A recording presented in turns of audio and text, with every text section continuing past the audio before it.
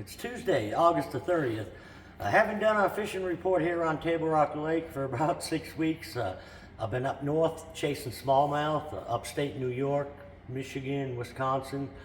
Had a blast, but I had to come back home and go to work.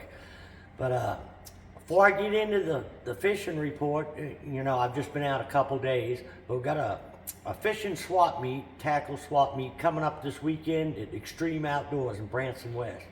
And I went by there this morning. They've got every booth filled, and the place is loaded with rods, reels, tackle, plastics, hard baits, trolling motors. So, I mean, if you're looking for some good deals on some new and used fishing equipment, you need to get out there this weekend. It'll be Saturday and Sunday at Extreme Outdoors. And then on September the 17th, Cross Trail Outfitters Springfield chapter, we're having a benefit tournament out of Ahoy's to help raise money for that chapter. I think it's going to be a 70% payback. It'll be a guaranteed $1,500 first place prize, but it's going to be for a real good cause, and it'll be a fun event to fish. But right now, the lake level, it's just under 912, which is about 3 feet below summer pool. And I'm surprised with as much rain as we got last night that the lake looks like it's actually still dropping throughout the day. It looked like they fired up a bunch of generators later this afternoon. But anyways, I got to fish a couple days since I've been home. And I went up to James one day and I put into Kimberling City today. But I'm finding the water temperature in the morning, around 80, 81 degrees, about 83 in the afternoon. When I was up here in the James, I found shad just absolutely all over the place. Now, I didn't get much of a topwater bite. I didn't get out real early either day, but I didn't get any topwater bite up here in the James. But I did catch some fish on swim baits and spoons out around them shad that were suspended. I went into some of the creeks, and in the middle of the creeks, you'd see big old schools of shad. Some of them would be 10 to 15 foot deep. And I took a little underspin and swam that through and underneath the shad and caught some fish that way on a couple of the main river points. I got out there and found some fish out there around the shad, but down below them deeper in brush and in timber on a 3/4 ounce white slab spoon. But I think there's a lot of different ways to catch them around the shad. You can try a fluke. Little swim bait would be hard to beat because most all the shad I seen was really small. Now today, like I said, I put in at Kimberling and started out with a Spro Cyclone Junior. Every year this time of year, the end of August and the first few weeks of September, there's always a real good shallow bite, whether it be on whopper plopper, buzzbait, the Cyclone Junior. And from some of my buddies that I talked to when I got home, it's been happening. So this morning, it really, like I said, I didn't get out there real early, but it was pretty foggy. And I caught them good on the black one. And it's similar. I mean, everybody's throwing like either a whopper plopper or the one that Berkeley makes, the El Chapo. They'll all work. This has just got a little bit different sound to it, and it's a little bit smaller bait. I'm throwing it on a loose rod that's designed for a spinnerbait with 30-pound sunline braid.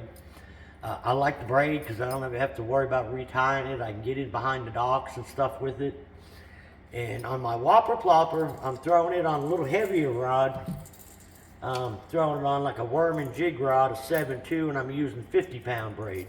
It's a lot bigger bait, so I like the little bit, bigger braid as far as, for making them long casts, so you don't snap your bait off. But this other one, like I say, on the spinnerbait rod, it's a lot lighter bait. It's a little easier to try to finesse it underneath some of the boat dock cables. But all the fish were dead shallow, and it seemed to me that the best banks, I caught them on, ledgy rock banks and gravel, but it seemed like in the creeks or in the pockets seemed to be the best. And the whole deal is, just having to cover water. And I was by myself. I would have liked to have had someone with me, so we could have mixed it up, throwing like, you know, a buzzbait behind.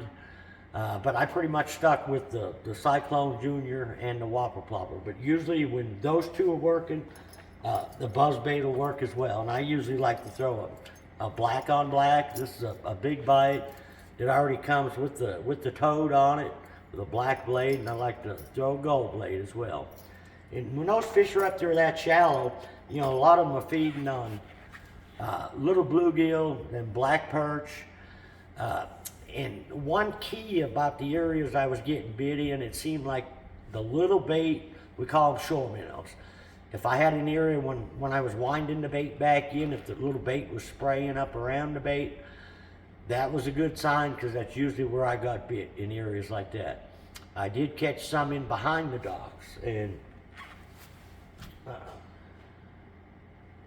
something I did, there was some places that I didn't feel I could get the Whopper Plopper or the Cyclone Junior underneath the dock, so I took a Cinco style bait with a 12-pound sunline braid and, you know, a 10-pound leader, and was skipping it up underneath the walkways. And I could, with this rig here, I could get it underneath the cable and skip it underneath the walkway. I did catch a few fish that way as well. And I caught some on a 5-fish lures ultimate finesse jig. So I didn't do any deep fishing, but I idled around a few spots and a few brush piles. But it seemed like the fish I seen out there deep didn't seem to be very deep. You know, 25 feet, but the key was over treetops. And I didn't fish any of that today. I've got several guide trips coming up, so I'll do a lot of that in the next few days. And, you know, there should also be a football jig bite, some main lake points and rock piles in the area as well. So I'll get a little bit more time on the water this next few days and have a more detailed report for you next week. But something I was going to throw out there too, and instead of doing, you know, I was going to maybe change up the fishing reports. If y'all get any ideas on different topics you'd like me to talk about, like certain type of baits, how to rig them, how to fish them, how I approach going to a new lake and, you know, looking for fish, different things like that, just personal message me on Facebook or go to my website, Hooked on Bass. My email address is on there. So I'm just trying to kind of change it up a little bit. So, because a lot of times the fishing reports from one week to the next, they're the same, you know, especially through the fall. It'll be the same thing, you know, pretty much week after week. So I thought I'd try to change it up a little bit, and thought I'd try to talk about anything that you guys are interested in me talking about. So if you get a chance, shoot me an email or a personal message. So till next week, good luck, good fishing.